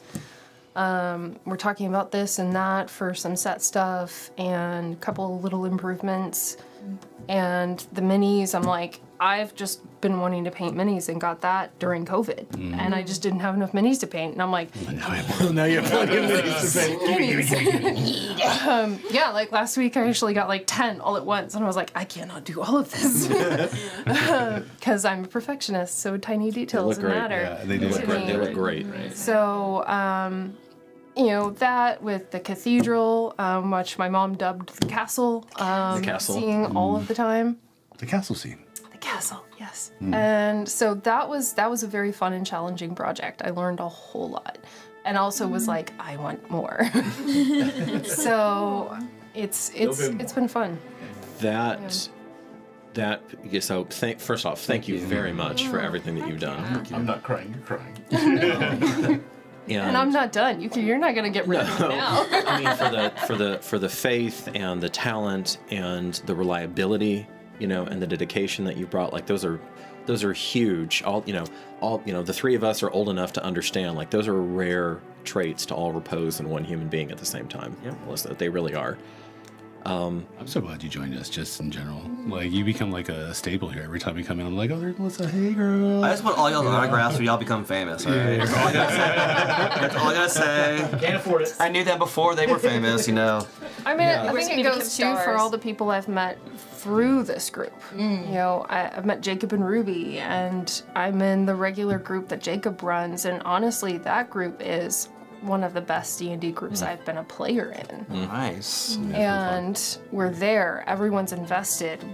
It's just like the people. It's always about people. It is. It is. No, it is. Well, that's a heck of a. Good question. I'll plug in for Darkeport any day. And I'll just say, and I'll just say, as far as the cathedral went, I truly believe that set piece will. I think that will stand the test of time. I think if people come back and they look at what you managed to do 5 years from now, 10 years from now, 20 years from now, when, you know, hopefully our stories are relevant enough and powerful enough that people are watching them for many years and drawing value, you know, from them for many years, that was stunning. I mean, I'm just getting started. It looked well. So much presence. Just wait, guys. I mean, you Just say wait. that, and in my head, I'm like, I'm only gonna do better. Well, that's a perfect Love one. it. I love it. So I want people to look back and go, oh, that's the one it started with. That's the one. I mean, there you go. There you go. Sexy Tug Gamers here. I wanted to. Tatiana, you and I may have to do a whole After Dark episode on playing the villain. Yes. I don't know if we're gonna have a chance to. I don't know if we're gonna That's have a fine. chance to do. Yeah, In short, I love it. because it's a yeah. I have to agree, actually. Badass, man. Super bad. Like, So Randy, I'm continuing. He had 4, and they're all so good. I want to try to get them all in. Marcus's influence as a guiding light has been and will certainly continue to be enormously important. How are you relating to his fatherly aspects? How does it feel being tested by a kid who thinks he knows more about the gods than you do? it took a 10-minute walk outside during the break. In real life. In real life. In real life. Talk about bleed. 10-minute walk during the break. Minus the dragon who thinks he knows everything about everything. I actually I'm surrounded by teenagers. I don't think I could be anything other than embodying that fatherly kind of thing. You know, when every direction I turn, there's a 15, a 14, a 16-year-old, it's crazy. Or 17 now? Sorry, apologies. 17 now, you had a birthday. You forgot my birthday. I didn't. It's in the mail. Okay, it's in the mail. You know how long kids can Yeah, it's in the scroll. It takes 6 months to you get can't actually there. open. But you know, it's I don't know. Most of the people that he comes across are younger than him, and he has such a family tie and a family bond that I don't actually even think about it before it just starts coming out as fatherly advice, as like Tara's dad, kind of feel to it. The dragon makes it hard. Toby is he's really stressing or testing my patience. Yeah. And it's I think you commented this like during that whole exchange. It's like I'm starting to actually use a little bit of sarcasm. Doesn't ever. I'd never. No, my GM ears perked up because I heard for the first time in the campaign out of Marcus's mouth the cutting edge of sarcasm. And I was like, holy crap. Okay. I want to cut so bad. But yeah, it was intense, and I'm. He plays a really good antagonist. He does. Oh, he does. Like, He plays a really good the antagonist. entire journal entry he did where he's just That was a reading roast. Titus It's a roast. Yes. was the best thing we've ever heard on the other side. We're like hooting and hollering. Let's not forget about KPO. Oh, Yeah. KPO. Oh, yeah. No, it's- KPO. With He's not like either in real life. no. No, he's the complete opposite. He's incredibly sweet. But kind of what I had this like image in my head of just turning over my knee and just spanking him and having a little breath weapon come out every time. You know. But I mean, he's a kid. At the end of the day, he's a kid. All kids go through these kind of phases. I mean, most of them do anyway. You respond to it as a parent. Respond to it as the adult in the room. Has playing such a family, like truly family-oriented character impacted you outside of the game? Yeah. Yeah, actually it has. I work with a lot of 20-year-olds. Yeah, you do. I work at a restaurant, and there's a lot of 20s, 22, 23, stuff like that. Lately, some of the newer folk, like the newer kids, are actually been coming to me with advice, and I'm just slipping myself right into Marcus. But, well, go find out what first you want. Sometimes with accent, sometimes with not. Sometimes with accent, yes. And I love. it does. Like, it puts me in a more frame of mind to accept the question as it is, as an honest question, not some kind of like way of like, I don't know, making fun, poking fun, whatever. And I can accept it as it is and give an honest response to it. And before that, I would have just sort of smirked about it and just moved on my way because obviously this is not real. But I take it more seriously now. And I think that my entire year plus of playing this character has definitely softened my regard to that. That's wonderful to hear. That's wonderful to hear. Speaking as like any on all 20-year-olds, you're awesome. Aw, Yeah, so- thanks. We love you. You're relating to that gender level, yes. Makes me feel nice. TikTokers love you. The Tim Gunn of my restaurant. Really great. This one is interesting because this actually gets to advice, which I appreciate. So Corey, this one is for you, still from Toby. You've shown incredible resilience as a player after the unfortunate loss of Merrick. How have you felt bringing to life a character with only a few lines of backstory? And what insights can you offer on that process? Ooh, That's a really good question, don't you think? Great question. it is. So I will be honest. It normally for me to, given time, by the way, and I wear multiple hats here, but given dedicated time, it takes me 6 months to really get into a character because part of the character process is the relationships of those that you're involved with. But even the jumpstart piece of it. But you ramped up with Khalid almost immediately. That did not feel like a new character Yeah. when you walked in. Some advice is, as I mentioned, I think before, try to relate a character to something that you've seen or realized, like with Etzli, for example. She's Mariako from Shogun is a baseline, and then I modified her. But the mindset's super important. Understanding what their soul path is, any sort of merit to flaws they may have.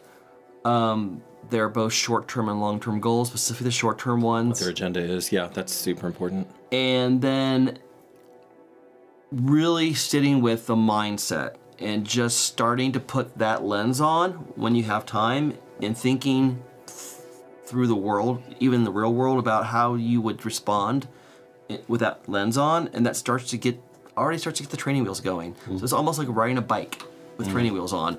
And I feel like I got the training wheels on, so I can ride a bike pretty quickly. And then eventually I'll remove the training wheels as the character progresses. So that's some advice around that. I think it's really good. Research background, figuring out, how you want to differ yourself from your last character, and how the character is going to fit into the rest of the group and the story as a whole, and where that is, and enough backstory to be able to have enough to be able to actually talk about it while you're still role playing and doing any catch up through whether you're doing prologue stuff while you're in parallel with doing the actual character. So if that's happening, you can do both. Actually, that was a point that I liked about Khalid, was that with his interactions with the NPCs that we were running into, like there was such an ease and familiarity between the two of you when you were talking that it didn't really feel like you were an NPC. It felt like you were you were the PC here. Right. But you had enough backstory about enough roots that the character that it already felt authentic that you were having this conversation. That was all 100% improv. Corey and I spoke zero minutes. Yeah, there were one or two lines of the crew that I had but we had never had any dialogue. No dialogue, and as soon as that happened, I'm like, okay, this is the relationship that we're gonna form. Part of that also, guys, is experience from having done things in the past. So if you're newer to role player D&D, it can be a little harder, but you can leverage your past characters and relationships, and you're like, okay, I'm gonna play the relationship like this with. And you sort of feed off each other, and that's just the nature of understanding how to do good improv too. To be honest, I think is being able to just feel the vibe. Just like I hate your character, Katla,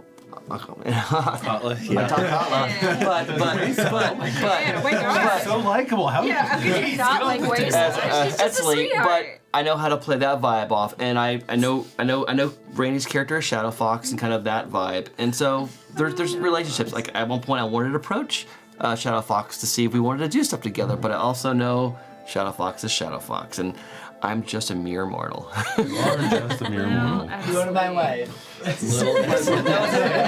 My wife.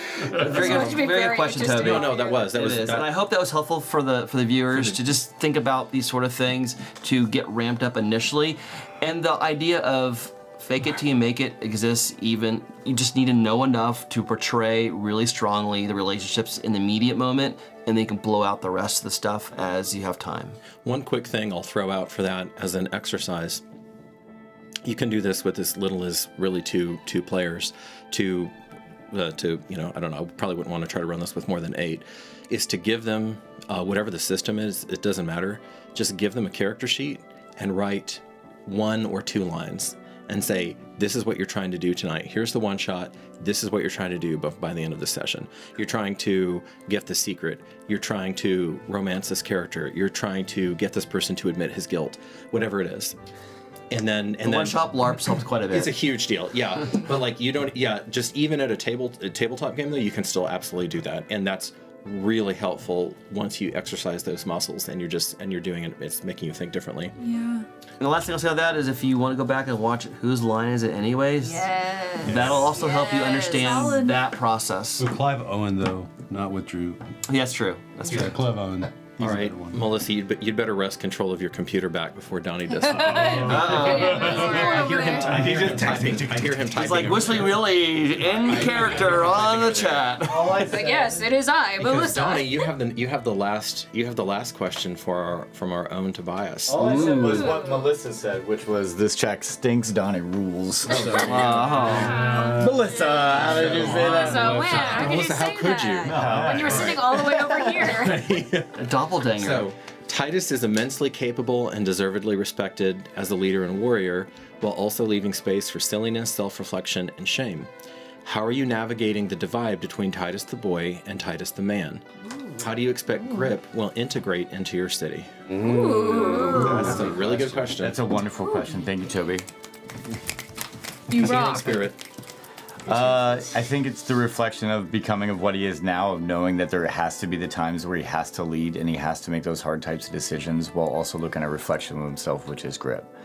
So him knowing that he has to bend the knee to kind of... Because I don't think that there's a difference between Draconic Pride from what his exemplar is to anything else other than that of a patrician. So I think that the dragon's blood and also having that kind of be your isolation is the same as a patrician's isolation. Because when Titus doesn't have any reflection within Livia, he still has every single response within that. So he had to have this same level of silliness when he's dealing with the majority of the population of the city being a non-serious people. Kifki are not, obviously they're extremely honorable, but at the same time, you know, they all sleep together like cats, they all cuddle up. There's so many different things that he has to be appealing to that, which is also appealing to the younger part of himself, and also the part that he never wants to lose. So I think having Grip being there is going to constantly remind him of why he's doing it, as much as how he needs to do it even that much more for kind of like the harder nosed decisions. I think it's very fun, and it's wonderful to play that through. Oh yeah, no, I love. Watching Go that. big is always great. Your watching second kid that. you're taking care of. Oh yeah. Well, no, it's even one's that. Jeremy. It's going to be like, hey, Grip. By the way, if you want to see this success, or if you want to see what, there will be a time, I'm sure, we'll be seeing something together that is going to shake us to our absolute core, and then knowing it's like, hey, by the way, if we did do this differently, just like we all did on the island, just a little bit differently, this would not have happened. And knowing that Titus has those experiences now that he has had since he was a child, and then seeing those through with someone who is still a child, because 17 going on 40. Yeah, It's just the reality of it. But yeah, no, I'm psyched. That's good. Awesome. All right, Sydney. Yeah. Question. You pick somebody and ask them a question. Oh gosh. Spot. Put on the spot. Ooh. Like you're on row You 34 have or something. and then Tatiana, you were the other person. Oh my gosh. Do you want me to get Tatiana's question first? Yes, please. Okay, I mean, Oh mine's my- kind of just cheeky. So, Titus. What? Cheeky monkey. Belle of the ball. What does that look like? It's cheeky. Okay. I'm curious about your relationship with Concord and how you relate to her. And I mean, my joke was like, is Concord gonna get in the way of your romantic life? But like, more so, I love that. but more so, Move over, like, lady. overall, like, what do you think that relationship is like? I think it's the relationship of what everyone else sees as him is his relationship to Concord, where he's only ever going to. There's only going to be 3 people in the history of Terra that will understand what Titus is going through, and she's the only other person that knows the other 2. So That's a really important insight, Donnie. yeah, and it's like, because how was the world reacting to Jason as opposed to the world reacting to Wex? Obviously there was thankfulness, obviously there was admiration, but what was their reflection to the society as a whole around them? So I think Titus is going into this of, rather than everyone in my city is looking up to me, is now that everyone at a caller is going to be looking towards me. And I think when it goes down to that larger perspective, the interpersonal relationships with Vale or with Livia or with anyone in the city is going to be completely skewed to the point where he has to be in service to what is going to be more important, which is role the now. history of the world. It's a bigger role now. It's so really. you're in a polyamorous relationship with the sword. I think that the and- sword. I knew you'd come on with a 15. That's what you're getting. That's more than once. You're playing with it. I think that now it's Your shovel. My shovel. That's not what I. it's my. He's got a small. I think it's going to be the challenge of Titus of moving away from being a leader of Gerrymentrum to then being that pillar that is, and I think that there's going to be relationships that are sacrificed along the way. I think that just for Mir not being there for that kind of experience of that is that he won't have that mentor-mentee relationship outside of his own mentor is his duty to what Concord means and what Chawea means and the responsibility with that. So I can, I think for Titus at this point, having the dream about Vale and those things, he's like, I'm proud of her, but at the same time, am I ever actually going to be with someone again if I have to be in service to everyone at the same time? Wow. So God I was over kind of right. love, yeah. Oh, yeah. It might get in the way of your romantic life. One of the fascinating things to me that I'll drop here is that in my head, right, I know Wex's story really well. I know Jason Tenderheart's story actually even better than that.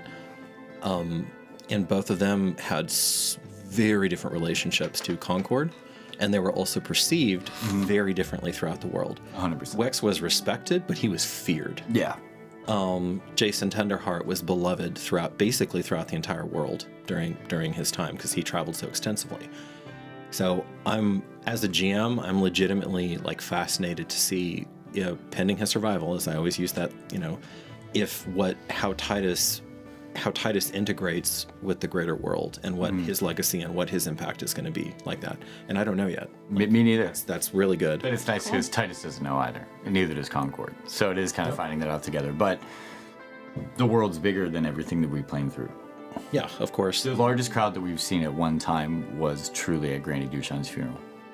And that was probably 1,000. Touch him. Touch him, yeah. Yep. Probably 1,000 people. Dushan's not dead yet.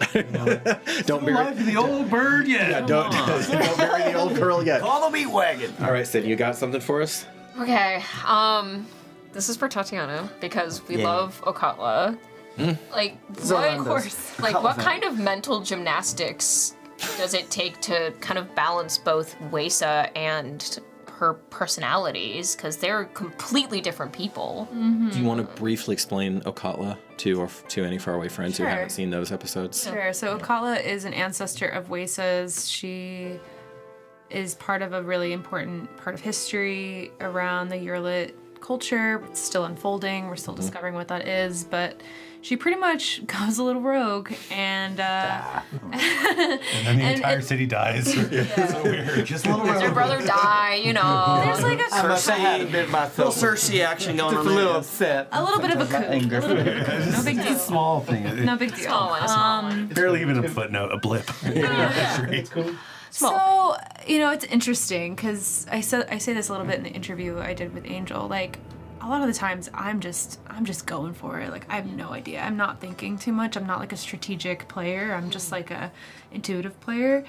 But I find that Okatla, it's almost like Okatla is the full spectrum of Wesa's blood, where there's that grit, that willingness, that like, just ability to do what has to be done. That understands the power of power, pretty much. And then there's Wesa, who she has that in her. It's there, but she also has had a lot more love, I'd say. A lot more. She has.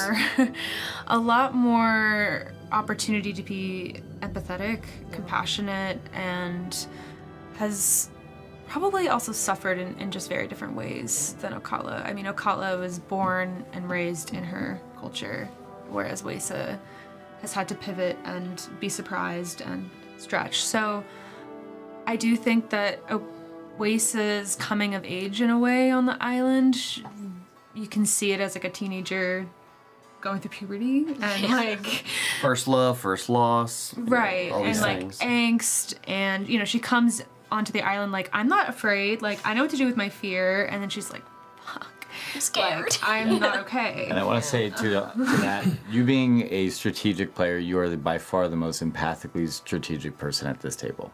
And I think that that's an incredible thing, and you're very you. good at it. It's awesome.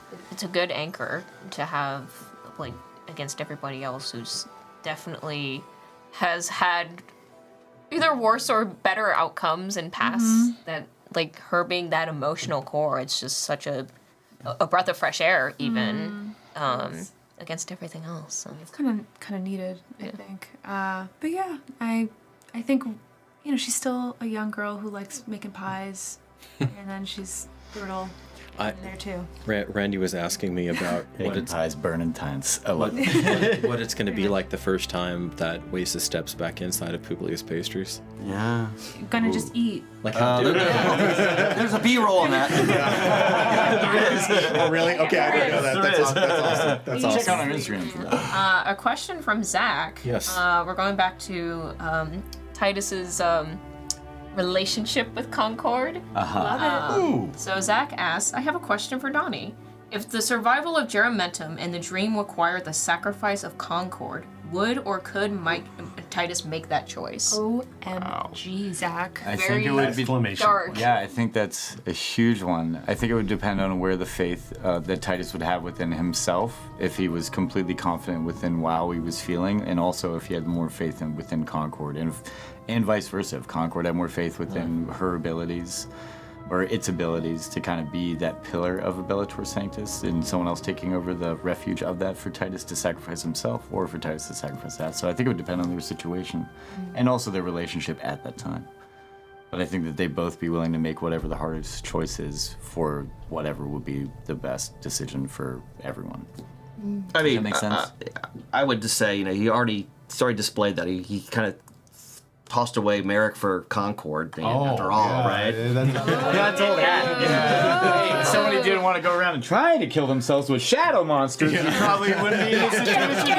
I'll go sleep up by myself. Right? The island, it would have happened. Another question. Mr. Big Shot over there. Do you have another question? I have another I think question. we have enough Actually, time. yeah, and this actually is a sort of a joint question for Leslie, who's not here, and for you as well. I can channel Allie. Just Excellent. kidding. That's right. I would be fascinated to see that. That'd be amazing. So, Just a little. obviously, sword sisters, best friends. You've been with her entire life. She's been next to you for a good chunk of yours. Shared culture. Shared culture, Yeah. all that stuff. I notice as a player, because I've watched a lot of the scenes here, especially between you two, because I was really fascinated by that relationship as it was forming. Did you find it easier to start embracing your spiritual heritage once Nalishli started really delving into her side with Winter's Harvest? And did that sort of awaken some stuff in you? It's interesting. I think Weisa had a very private experience of her culture. There's no one really here to share this with. This is something I keep to myself, and I'm sorting through. And then when Nalishli shows up and we go on our adventures and get to share, it's oh right. I think I've said it on stream. It's oh, the Urlit Society wants to be here in Geramentum. It's not just me, Weisa, here. It's the fact that Yeah, I think you Nalishli have. showed up. Yeah. I agree. And it just, I think for her clicked oh, this is actually way more relevant than personal. It's bigger. So yeah, it's been amazing to have her around, and I think Weisa would be a very, very different version of herself if she wasn't.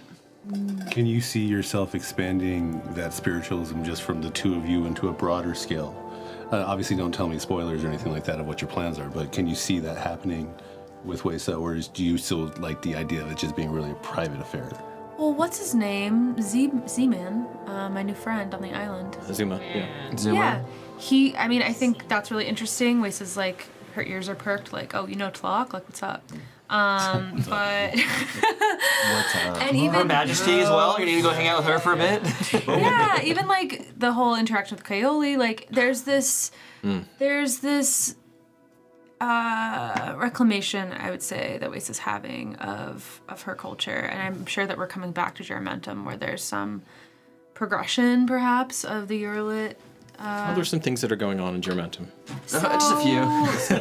So yeah, it's interesting. I'm very curious about her Kuand roots. I feel like that hasn't really been all- explored. Yeah. No, you're right. Very excited for that too. Really hasn't been. Oh yeah. I feel like we don't know much about the Kuand. And I'm actually excited to know more about Weisa, just from a player perspective. She's been really steeped in a lot of mystery for this entire time. So it's finally the curtains are starting to be pulled aside. We're Her actually, brother. Baking takes her brother, a lot of time. and Tuluk, focus. everything. I'm just saying. We'll see. We'll see. Yeah, I'm looking forward to it. She will always contain some secrets. Oh, it's just her And I love your Urlit earrings. side. Yeah. Your earrings are the best. Yeah. The earrings are nice. Corey, you said you had something. Yeah, Randy. Oh, girl. Big things are happening in the world, and they started, but they're even bigger. You represent as someone who has the ability to be a channel, a funnel of divine divinity, specifically one even above and beyond, or maybe even from the pagan past, of the true God. How are you dealing with Toya? Yes, versus or part of the you got different religions out there.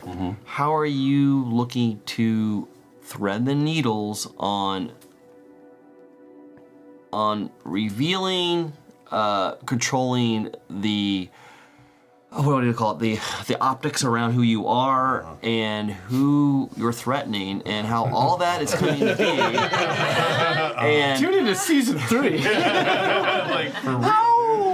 so just at the beginning, what's going through Marcus's mind as, because we see at least on the island, you were pretty open with some of your uses of power, and we're just curious kind of where that's going and kind of what you're thinking along the lines there. I have struggled with a lot of moral questions since I started this character. Angel and I have had a lot of discussions about what I morally have the right to do or what I morally don't have the right. Like telling people an entire religion that the God that they have been following this entire time isn't actually who you think he is. Right. Right. And I never give him answers. I I'm just the sounding I board. work through most of it Sometimes myself. it's frustrating for Andy. It's like therapy where it's a self-reflection. It's Kind more of like you and talking to the Wesa. wall, and the wall sometimes nods. There's trauma here and there. You know. Randy starts feeding me back my own lines, but that's really funny. Yes. I know you're not going to tell me. You're I have to find out in character. Yes. I get that. Prodding. What could go wrong? So I mean, you're about to come back to hopefully. that's actually been on my mind a lot because I've been thinking about the conversations I need to have in the order that I need to have them, and to whom and how deeply I need to go into those conversations. I can't give you a direct answer about that because at this moment I'm not entirely sure yet what I'm planning. That's fair. You're still working through it. However, there is the goddess of justice and truth. And I'm not going to hide who I am. Yeah. A matter of how much to reveal, that's a different story, but I'm not going to hide it. Yeah. And us going through that together. Yeah, too. that's going to be That's way helpful. Yeah. So it's like, That is different. yeah, so That is different. There was never an emissary with that, and that's very cool. So with that in mind, I have no idea. With my regards to other religions and whatnot, I am by and large, although there are a couple notable exceptions of just not being on board with whatever it is you're trucking here. For the most part, I believe that every religion has a right to exist, and that every religion should have the representation that they deserve.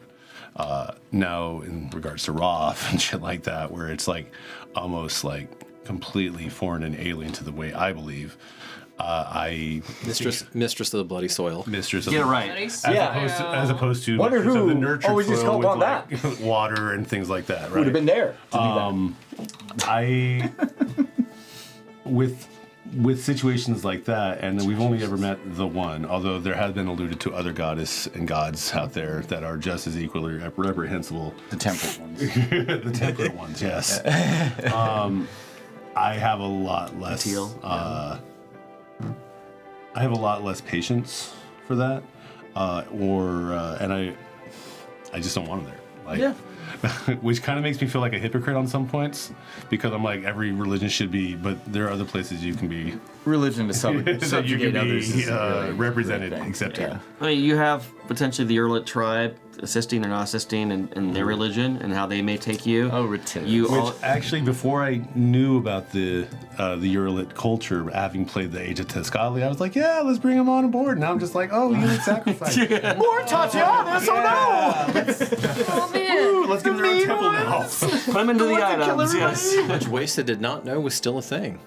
She didn't.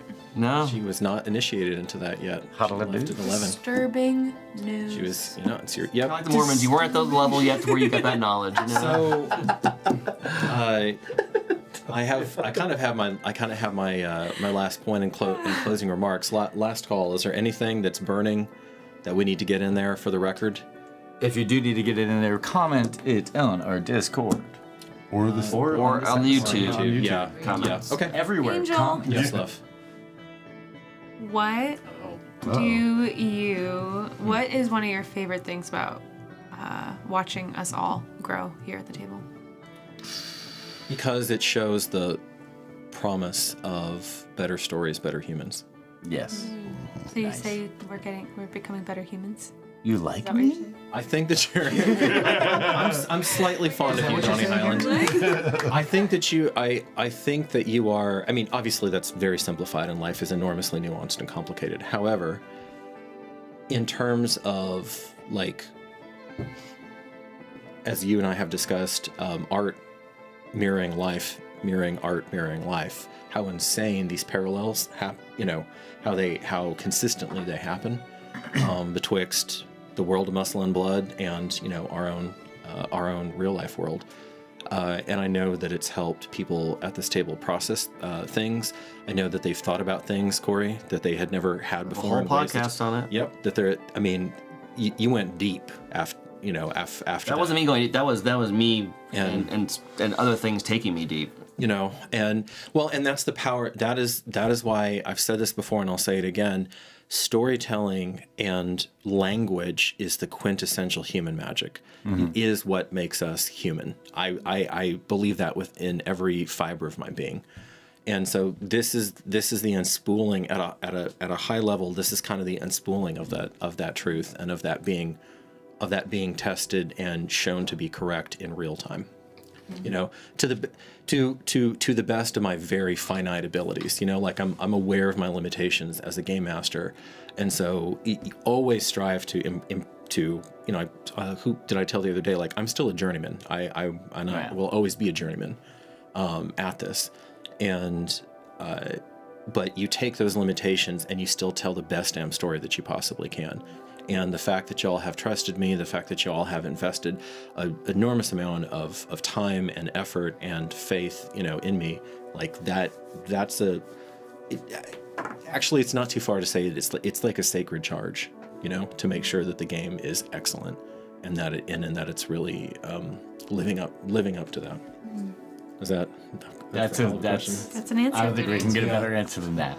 So that was awesome.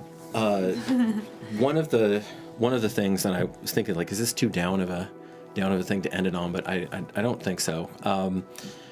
The last thing I would want to say is that, and I'm gonna have to go back and I'm gonna have to rewatch this, what I said exactly in episode 1. But obviously, I'm much more confident now as a streaming GM. This has been a journey, just tremendous journey. For me, there've been a whole world of things to learn about technically, a whole world of things to learn business side. I mean, this is not just having a game with your friends in your living room. It's literally a whole production. Yep. So a lot of work behind the scenes, guys. A lot of moving parts. There are a lot of moving parts. As our new producer Sydney is finding out, as she takes over. Devil's in the details. But the devil's in straw. The promise. Devil's straw. The promise of this table, and this is why I'm old school. And this is not the last word. This is not me saying this is the last word. This is basically an invitation to dialogue. And I almost want to do like a mock debate with Alex and whoever else about who's like firmly in the camp of the players as protagonists, versus me where they're struggling adventurers. But like the promise of this table, of any table that I run, is I'm going to tell you a hell of a tale. And we're going to be real together, and we're going to be deep together, and I'm going to give you everything that I've got in terms of detail and complexity and verisimilitude to real life, and just make it as authentic as possible. That is my promise. My promise is not that my promise is not that you win at the end. My promise is not that the encounters are quote unquote balanced or fair. My promise is that they are consonant with the universe that those characters are moving through. So if you go over right now and you decide that you're going to go clean, that you're going to go screw with the Queddle the Green Doom, guess what? That's not going to be a balanced encounter. That's going to be death. Who would have thought of that? And that's the creature that almost single-handedly almost destroyed the Earlet. Not quite. And it looks like you're playing through that process now, but I mean, this is like an extinction level event, almost creature. So if you choose to fight that, I'm not babysitting you. And, but at the same time, I did promise, and I know I did promise this at the beginning, I will always give the characters their due. And, either mechanically or interpersonally or whatever, because I want to respect the fact that you are putting all of this just care, into these characters. And we lost our first character, and I think that compact held. I really equate this stream to a parallel of a real play version of a Game of Thrones sort of thing, where you're gonna have stories. There are gonna be deaths. Nothing is scripted. It's all collaborative, in our own decisions and some dice rolls, obviously. And I'm curious, and I think our viewers and our growing user base and viewer base and fans who like the show and will like Strahd as well are sort of like saying, yes, we want more of this content. We, whether it was, zombified, type stuff to post-apocalyptic stuff from Mad Max to this, where it's not just the hero team survives to the end always. It's consequences. There's consequences there, and people can die, and it's real. And so there's always a chance in any encounter that someone may die for various reasons. And it gives it more realism to it. Not I'm not worried about it at the end. I'm sure that all the whole entire fellowship will survive at the end. It's even Lord of the Rings had at least one person die. I mean, yeah, there are many pathways. True. Spoiler alert. Sorry. To a king. Even now, there are many pathways where I narrate where the end of this campaign is very grim. Oh yeah. And so we will see how that unfolds. That is not what I want as a person, obviously. But if that's where the story takes us, that's where the story takes us. And we're in service of the story first. Yeah, sometimes people use it as escapism, and there are plenty of real plays that are about enjoyment, all happiness, progress, and you're rooting for them constantly, almost like a football team that never loses. But then there's also a story, and we're just a slightly different aspect of. The last thing I'll say on that, though, is that it was important to me that in all of this, the reason I don't consider this grimdark is because the characters, the Fellowship, are at heart, these are heroic people. Now, they have flaws, they have moments of doubt, they have maybe even moments of terror and weakness and failure, but this group is a group of heroes, like in the truest sense of the word. And that's I don't know, like it's something to me that's special, as opposed to like the Curse of Strahd group, which right now is a collection of individuals just trying to survive and get home. Yeah. And that's a different. It has a different. It doesn't mean it doesn't. Talking about with Strahd. It doesn't mean that they can't become heroes. What's that? It doesn't mean that they absolutely can become heroes. And like the whole thing with Dragna Carta is he believes that Barovia is like basically a crucible, Right. But that's where they start, and this is I don't know. So here we are. This is it's almost like a DC versus Marvel argument, where Marvel is really like superhero, and DC are more human, down to earth, and potentially can die. That's usually flipped, but Oh wait, you're right. Yeah, it's the other usually way. flipped. Sorry, the other way. Yeah. Okay, well, faraway friends and comrades at the table. Pull out the dice. Roll it once. No, I'm kidding. I think that has been. Do it. If we had the right, equipment, We need a tool. Like one of those little things. we'll get the right tool. We need a tool. Someone's got a shovel I can think of. Then You got it back already. It's on your character. then we can look forward to the death match that ensues as people arm wrestle over the actual die. I want it. I claim it. Me. I want it. I need more dice. Crochet it around you. So, thank you so much for being with us on this journey. Your intelligence, your creativity, your support, your interest in these unfolding tales. This has been huge. It is the work of a lifetime, and I do believe that we are creating something collectively of lasting worth and value that is going to go 100%. On for that is going to speak to people, I think, many years from now, because these are universal themes and universal experiences we're talking about. Unfortunately, because war is war.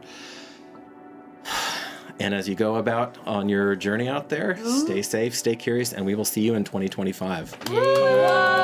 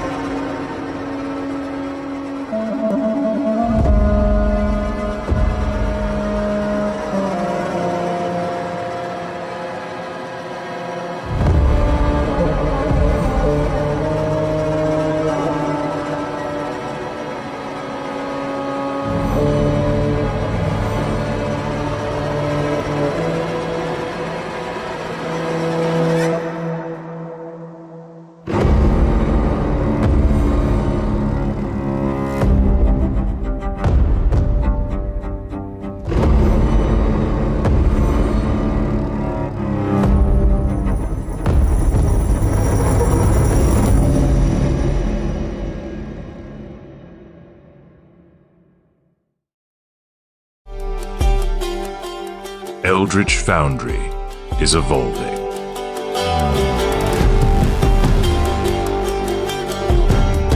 Bringing you a virtual army of miniatures like never before in full tabletop-ready color. Paint your miniatures in our upgraded creation tool, then bring them to life in stunning one-to-one detail as 3D printed miniature masterpieces. With complete control over your digital color scheme, you can point and click for simple color fills or go all in on highlights, shading, brush techniques, and more.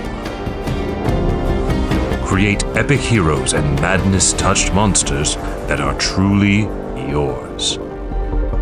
Miniatures are 3D printed in perfect color detail using a new PolyJet 3D printing process, giving you unique, bespoke models ready to delve into any dungeon as part of your next campaign. Everything from one-off player characters to dungeon mobs and boss-level monsters that will make every player in your group jealous. But that's not all. You can take things fully digital and export into leading VTT platforms such as Tailspire and Roll20 to take your games and your custom miniatures wherever you want. Join the adventure of a lifetime. Back our campaign today to help us bring this stunning revolution in custom miniature design to reality. With Eldritch Foundry, full-color 3D design and printing.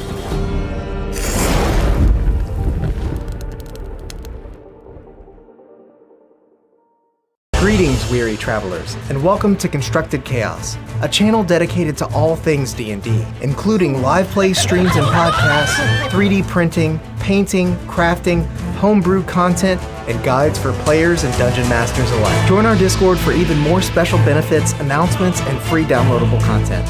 And until next time, go out there and make some chaos.